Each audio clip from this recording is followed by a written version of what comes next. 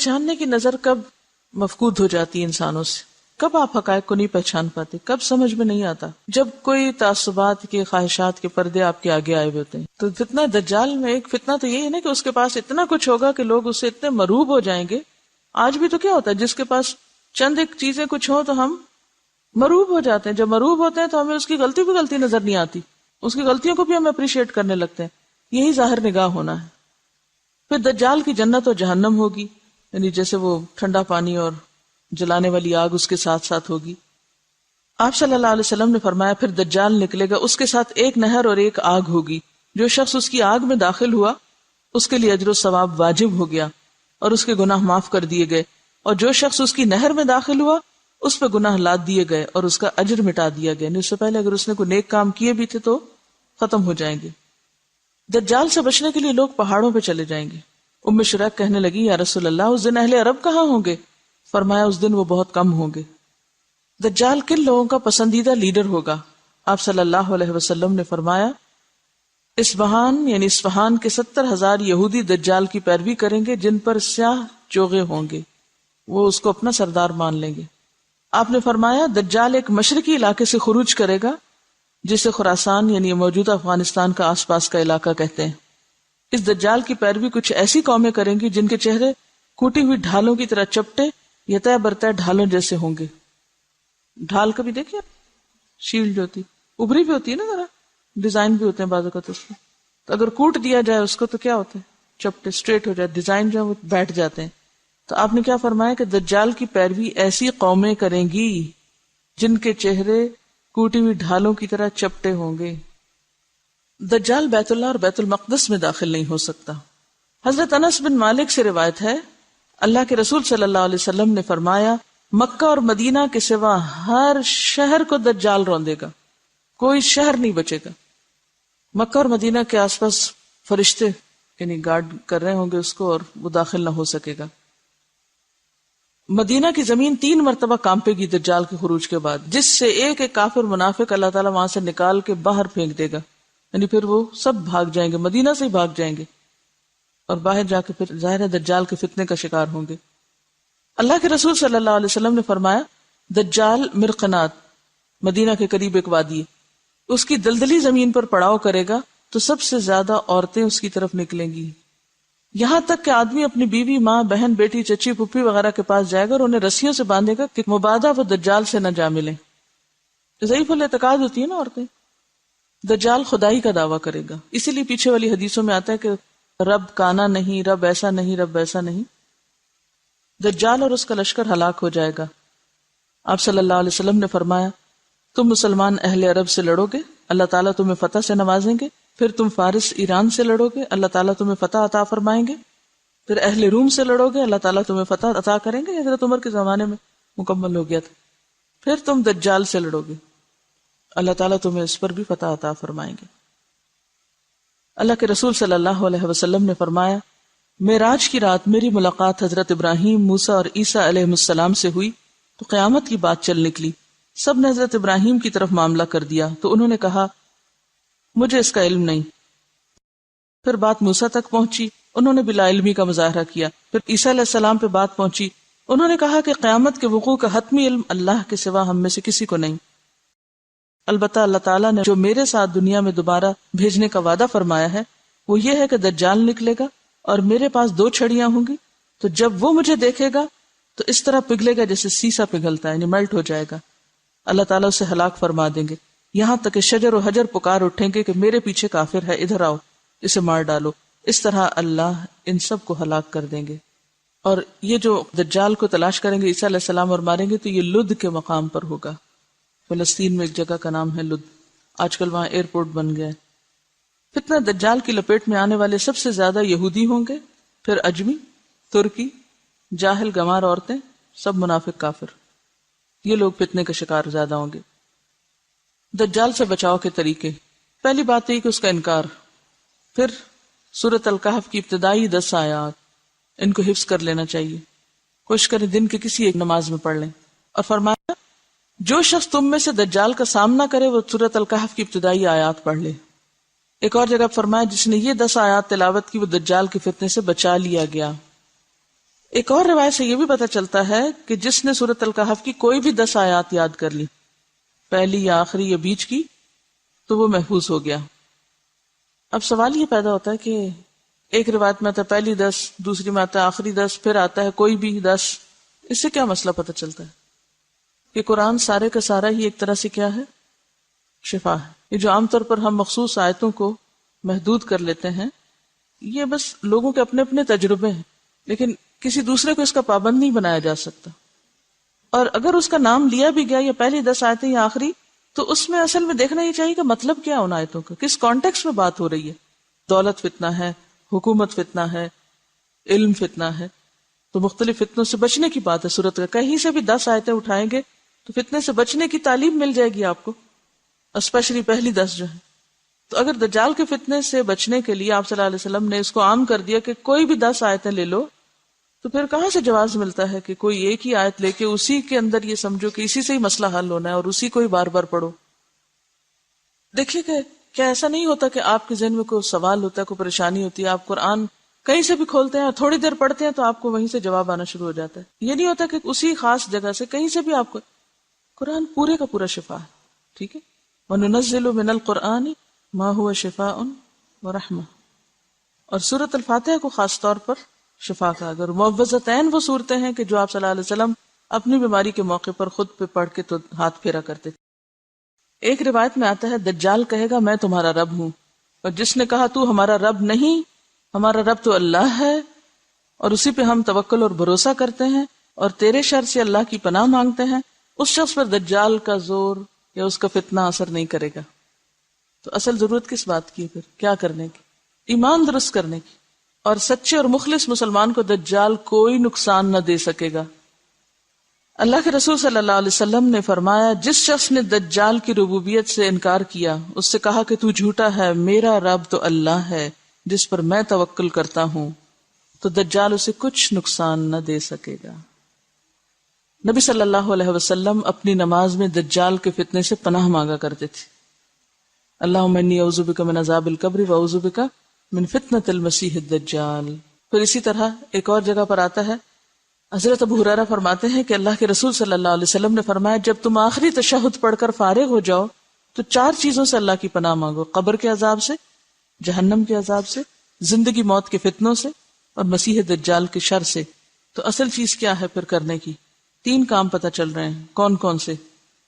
سب سے پہلے تھی کہ اس کا انکار کرنا۔ انکار کون کرے گا؟ جو پہچانتا ہوگا۔ پھر سورۃ الکہف کی ابتدائی 10 آیات اور مسیح دجال کے شر سے اللہ کی پناہ مانگو۔ یہ مختصر سی نشانیاں آپ کو بتا دی گئی ہیں۔ ہر پیغمبر نے اپنی قوم کو دجال کے فتنے سے خبردار کیا، آپ صلی اللہ علیہ وسلم نے بھی کیا، اور آپ نے ساری تعلیمات ہمارے لیے چھوڑی۔ ضرورت اس بات کی کہ ہم ان کو ضرور ایک دفعہ پڑھ لیں اور اپنے بچوں کو بھی اس کی تعلیم دے دیں۔ اصل میں عام لوگوں کی ہماری مشکل یہ ہے کہ وہ خود تو کچھ پڑھتے نہیں، نہ مائنڈ کریٹیکل ہے، جو کچھ کہہ دے بس آنکھیں بند کر کے اس کو مان لیتے ہیں۔ دین دنیا دونوں میں ہم اس لیے پیچھے ہیں کہ ہم نے اپنی آنکھ نہیں کھولی ابھی تک، خود سے دیکھنا نہیں شروع کیا۔ اسپون فیڈنگ ہو رہی، جو کھلا دے کھا لیا، خود تو کتاب کہاں پڑھیں گے، جو بتا دے سن لیا۔ دیکھیے ایک بات ہمیشہ یاد رکھیں، نہ ہمارے ماں باپ نے ہمارے کام آنا ہے، نہ ہماری اولاد نے ہمیں بچانا ہے، نہ ہمارے دوستوں نے ہمارے آگے کھڑے ہونا ہے، اور نہ ہی کسی اسکالر اور نہ ہی کسی استاد اور نہ ہی کسی بزرگ نے آپ کا دامن تھامنا ہے۔ اکیلے اپنا حساب دینا ہوگا، کام کسی نے بھی نہیں آنا۔ اس لیے جب انسان کو پتہ چلے نا میں اکیلا ہوں، تو اس وقت اس کا پھر طرز عمل کیا ہوتا ہے؟ اس کے سارے سینسز جاگ اٹھتے ہیں، پوری طرح جاگ اٹھتا ہے، اور جب پتا ہو نا یہ بھی ساتھ ہے ہوئی جو بھی، تو دوسروں پہ ڈیپینڈ کرتا ہے۔ سہولت پسند ہے نا۔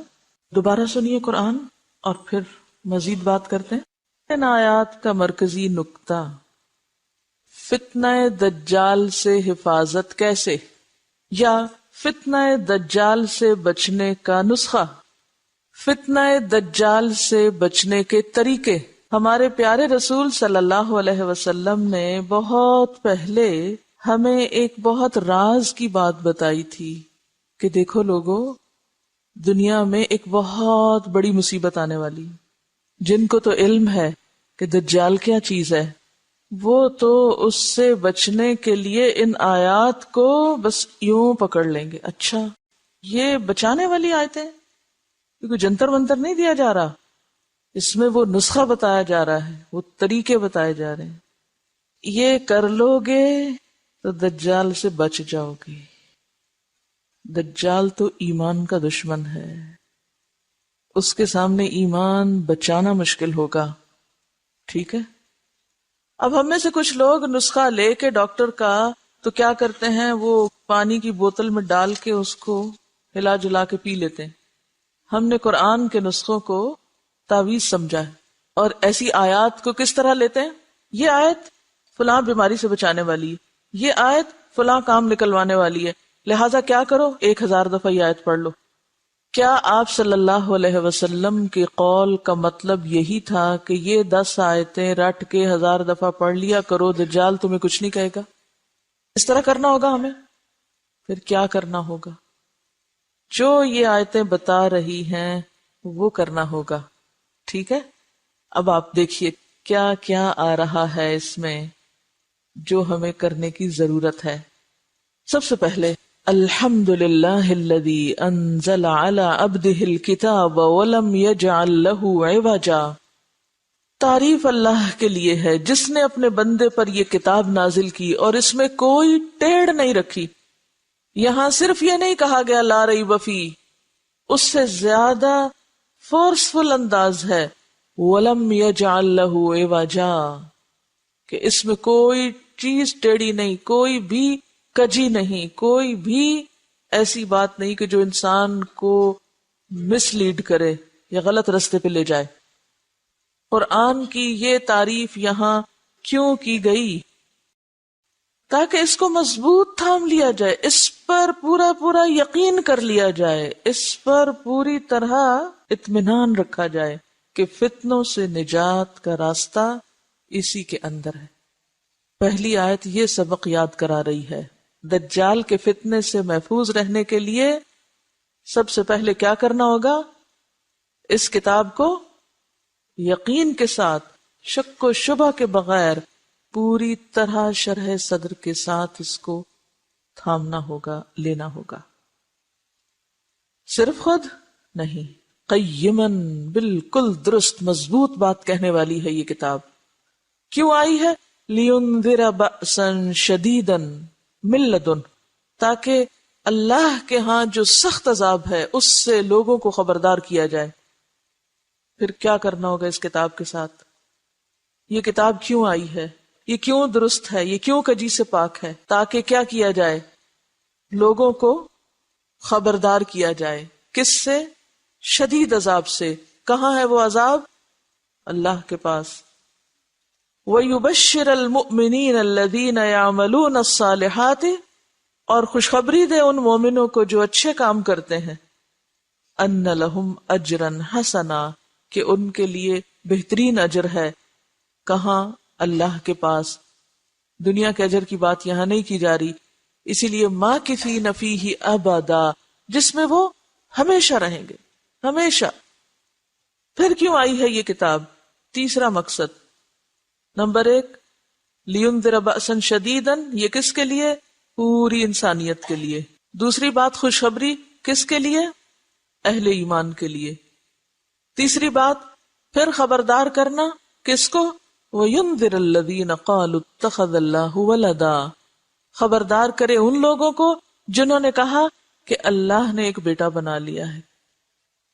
اس وقت آپ دیکھیے کہ دنیا میں جتنے فتنے برپا ہو رہے ہیں بڑے بڑے، ان کے پیچھے کن 2 مذاہب کی باہم چپکلش ہے، کن 2 مذاہب کا باہم ٹکراؤ ہے.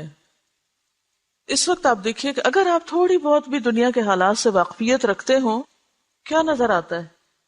وہ لوگ جو یہ نظریہ رکھتے ہیں کہ اللہ کا ایک بیٹا ہے اور وہ بیٹا ہم کو نجات دلا دے گا آخرت میں، اور وہ جو توحید خالص پر یقین رکھتے ہیں، ان 2 گروہوں کا باہم ٹکراؤ ہے. یہ جو بظاہر چیزیں نظر آتی ہیں، یا بظاہر 2 ملکوں اور 2 علاقوں اور 2 طرح کے لوگوں کی باہم ایک ٹکراؤ ہے، یہ صرف 2 گروہ نہیں ہیں، یہ 2 نظریے ہیں. یہ 2 نظریے ہیں. صلیبی جنگوں کا لفظ آپ نے سنا ہوگا، اور بار بار یہ بات اٹھتی بیٹھتی ہے کہ موجودہ جنگیں جو ہیں یہ اسی کی کنٹینویشن ہے. تو جو انسانیت اپنے آخری دور میں بڑھ رہی ہے تو ٹکراؤ ان دو کے درمیان ہی نظر آتا ہے بیسیکلی. اس ٹکراؤ کو ختم کرنے کے لیے کیا نسخہ دیا جا رہا ہے؟ اٹھ کے لڑو، خبردار کرو، میسج کنوے کرو. آپ دیکھیے، سب سے پہلے پوری انسانیت کے لیے پیغام ہے اس قرآن میں. نمبر 2 ماننے والوں کے لیے خوشخبری ہے. نمبر 3 ينذر الذين قالوا اتخذ الله ولدا. خاص طور پر کہاں فوکس کرنے کی ضرورت ہے، کس سیکٹر میں غلط فہمی دور کرنے کی ضرورت ہے، کن کو انذار کرنے کی ضرورت ہے؟ جو یہ سمجھتے ہیں کہ اللہ نے بیٹا بنا رکھا ہے، نعوذ باللہ. ما لهم به من علم. ان کی یہ بات کسی دلیل پر مبنی نہیں، انہیں اس بات کا علم نہیں ہے. تو جس کے پاس علم نہ ہو اس کا علاج کیا ہے؟ کو بتایا جائے دلائل کے ساتھ. اور ان میں جو انصاف پسند لوگ ہیں ان کے سامنے جب علم آتا ہے تو وہ کیا کر رہے ہیں؟ مان بھی رہے ہیں، قبول بھی کر رہے ہیں. وَلَا لِآبَائِهِمْ. وہ اندھادھند آبا و اجداد کی پیروی میں یہ عقیدہ رکھے ہوئے ہیں، حالانکہ ان کے آبا و اجداد کے پاس بھی علم نہیں تھا. بہت سے لوگ آبا و اجداد کی تقلید کیوں کرتے ہیں، ان کی پیروی کیوں کرتے ہیں؟ کیا سوچ کے؟ وہ بڑے تھے، بزرگ تھے. تو کسی کا بڑا ہونا اس کی پیروی کرنے کے لیے کافی نہیں جب تک کہ اس کے پاس کیا نہ ہو، علم نہ ہو. کیا یہ اہل کتاب نہیں تھے پھر بھی علم نہیں تھا؟ یہ تو اہل کتاب تھے، پھر کیوں علم نہیں تھا؟ اللہ تعالیٰ فرماتے ہیں ان کے پاس علم نہیں، اس لیے یہ نظریہ رکھے ہوئے ہیں. ما لہم بہ من علم ولا لآبائہم. دوسری طرف قرآن ان کو اہل کتاب کہتا ہے نا، پیپل آف دا بک، کتاب والے ہیں. کتاب بھی ہے، پڑھے لکھے بھی ہیں، پھر بھی علم نہیں. وہ کیوں؟ بنیادی طور پر جو بگاڑ ان کے اندر آیا ہے وہ ان کی ناسمجھی کی وجہ سے آیا ہے. بعض اوقات لوگوں کے پاس علم ہوتا ہے لیکن پھر بھی وہ ناسمجھ ہوتے ہیں نا. اچھا، یہ کیا چیز ہوتی ہے؟ یہ کیا چیز ہوتی ہے کہ دلائل ہوتے بھی ہیں، علم ہوتا بھی ہے، پھر بھی لا علم ہوتے ہیں، پڑھ کے بھی ان پڑھ ہوتے ہیں، سمجھ کر بھی نہ سمجھ ہوتے ہیں، جان کر بھی انجان ہوتے ہیں. اصل میں ہوتا پتہ کیا ہے؟ انسان جس گھر میں پیدا ہو جاتا ہے نا، ہم سب کا یہی حال ہے، جہاں ہم پیدا ہو گئے، جس ماحول میں آنکھ کھولی، جس طرح اور لوگ سوچتے ہیں، جیسے اور لوگ چیزوں کو دیکھتے ہیں، ہم بھی کیا کرتے ہیں؟ چیزوں کو اسی نظر سے دیکھنے لگتے. عموماً خاندانوں میں جو عداوتیں، نفرتیں، دشمنیاں وغیرہ ہوتی ہیں تو اس کی کیا وجہ ہوتی ہے؟ ماں باپ دل میں ڈال دیتے ہیں یہ تمہاری پھوپھی نہیں اچھی، وہ تمہاری خالہ نہیں اچھی، وہ فلانا ایسا. بچے سوچتے ہیں؟ نہیں سوچتے. وہ کس کو لے لیتے؟ وہ اسی کو لے لیتے. اچھا، جب بڑے ہوتے ہیں آپ لاکھ سمجھاؤ وہ اچھی ہیں، وہ کیا کریں گے؟ نہیں، وہ نہیں اچھی، میری اماں نے بتایا تھا وہ نہیں اچھی.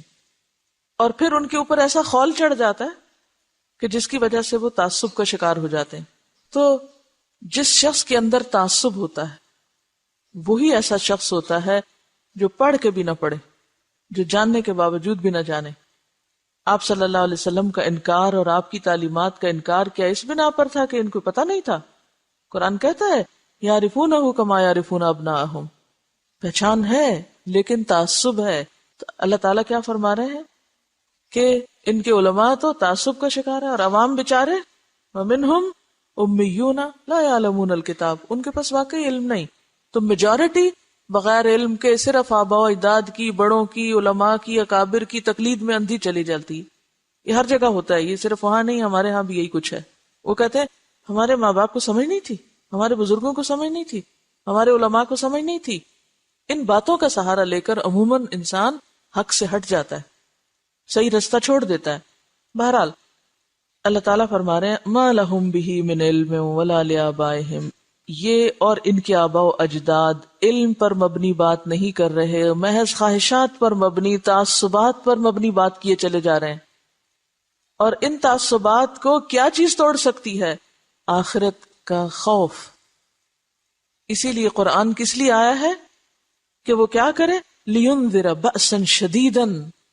صرف آخرت کا خوف ایسی چیز ہے جو انسان کے تعصب کو توڑ پھوڑ کے رکھ دیتا ہے. صرف آخرت کا عذاب اور آخرت کا حساب اور انجام ایسی چیز ہے جو انسانوں کو خواہشات سے باہر نکالتا ہے، غفلت سے باہر نکالتا ہے. کبرت کلمۃ تخرج من افواہہم، آنکھیں بند کر کے جو بولے چلے جا رہے ہیں، یہ کوئی معمولی بات نہیں، بہت بڑی بات ہے. ان یقولون الا کذبا، یہ محض جھوٹ بول رہے ہیں. علاج کیا ہے؟ وہ تو جھوٹ بول رہے ہیں، وہ تو جان کے بھی انجان ہیں، وہ تو تعصبات کا شکار ہیں، وہ تو ضد برائے ضد میں مبتلا ہیں. کرنا کیا ہے؟ حل کیا ہے؟ اب حل بتایا جا رہا ہے. فَلَعَلَّكَ بَاخِعٌ نَفْسَكَ عَلَىٰ آثَارِهِمْ إِن لَّمْ يُؤْمِنُوا بِهَٰذَا الْحَدِيثِ أَسَفًا. اس درجے پہ آ کے پیغام پہنچانا، یہ ہے کرنے کا کام، یہ ہے دجال کے فتنوں سے بچنے کا نسخہ، یہ ہے حل. فَلَعَلَّكَ بَاخِعٌ نَفْسَكَ عَلَىٰ آثَارِهِمْ، جب تک پیغام پہنچانے والے کے اندر اتنی شدید تڑپ اور اتنی خیرخواہی اور اس درجے کی تکلیف نہیں اٹھتی کہ لوگ عذاب کا شکار ہو جائیں گے، لوگ بھٹک رہے ہیں، لوگ مصیبت میں پڑ رہے ہیں، مجھے اپنی ذمہ داری ادا کرنی ہے، جب تک یہ درد نہیں آئے گا لوگوں کے لیے، اس قرآن کی تعلیم عام نہیں ہو سکتی. یہ کتاب دنیا کے ہر بندے کے ہاتھ تک نہیں پہنچ سکتی، ان کے کانوں تک نہیں پہنچ سکتی. اللہ کے رسول صلی اللہ علیہ وسلم نے اس درجے پہ آ کے کام کیا تھا جب دین پھیلا تھا. آج ہم میں سے کوئی ایک نہیں جو اتنی درد رکھتا ہو کہ لگتا ہے آپ اپنے آپ کو ہلاک کر ڈالیں گے، ختم کر دیں گے. فتنوں سے نکلنے کا راستہ کیا ہے؟ کیا ہے؟ اس کتاب کے ذریعے پیغام عام کرنا، اس کتاب کو عام کرنا، اس کتاب کے ذریعے خبردار کرنا. اور کس چیز سے خبردار کرنا؟ یہ کہو کہ آپ کی صحت خراب ہو جائے گی، آپ دماغی مریض بن جائیں گے اگر آپ نے قرآن نہیں پڑھا، بس یہ مقاصد ہیں؟ نہیں، دنیا نہیں ہے مقصد، آخرت کا عذاب. قرآن صاف کہتا ہے کہ یہ کتاب اس چیز سے خبردار کرنے کے لیے آئی ہے.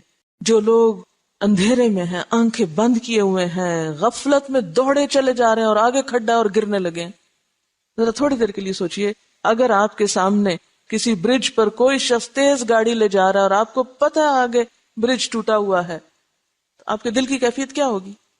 آرام سے بیٹھے رہیں گے، اپنی گاڑی چلاتے رہیں گے، ٹھیک ہے وہ گر جائے مر جائے، میرا کیا، مجھے تو پتا ہے ٹوٹا ہوا ہے، میں تو بچ جاؤں. ایسا کر سکتے ہیں ہم؟ اگر آپ کے سامنے وہ کوئی اوپر سے گر رہا ہو چھت سے، آپ کہیں پاگل ہے گرنے دو، میں تو اپنا پڑھ رہا ہوں کتاب، میرے آج کے نفل رہتے ہیں ابھی، اور میرا ابھی آج کا وظیفہ ہی نہیں پورا ہوا، اچھا گرنے دو، میں کیا کروں؟ ہم یہ طریقہ اختیار کیے میں انسانیت کے ساتھ. ہم کہتے ہیں جہنم میں جاتے ہیں، جائیں جہنم میں پڑھ رہا ہوں، میں اپنا ذکر کر رہا ہوں. آج امت مسلمہ نے اس چیز کو دین بنا رکھا ہے. اپنے حجروں میں، اپنی مسجدوں میں، اپنے مدرسوں میں، اپنے علاقوں میں، اپنے گھروں میں، اپنے شہروں میں امن چین سے بیٹھے ہوئے ہیں. انسانیت اس رستے پہ دوڑ رہی ہے جس کا پل ٹوٹا ہوا اور وہ نیچے گرنے والی ہے، اور ہم میں کوئی تڑپ نہیں. آپ کے سامنے کوئی بچہ کنویں میں جا گرے، کچھ نہیں ہوگا آپ کو، لیکن ہم نے آخرت اس جہنم کے گڑھے کو کنویں سے بھی کم چیز سمجھا ہوا ہے کہ لوگ اپنے غلط عقائد، غلط اعمال، غلط اخلاق کی وجہ سے اس میں گرتے چلے جائیں. ہمارے دل میں کوئی درد ہی نہ اٹھے اور نہ کوئی اٹھتی ہے، اور اگر کوئی اٹھنے لگے تو کہیں اتنے بھی ٹو مچ نہیں کرو، تھوڑا تھوڑا کرو، کیا ہوا؟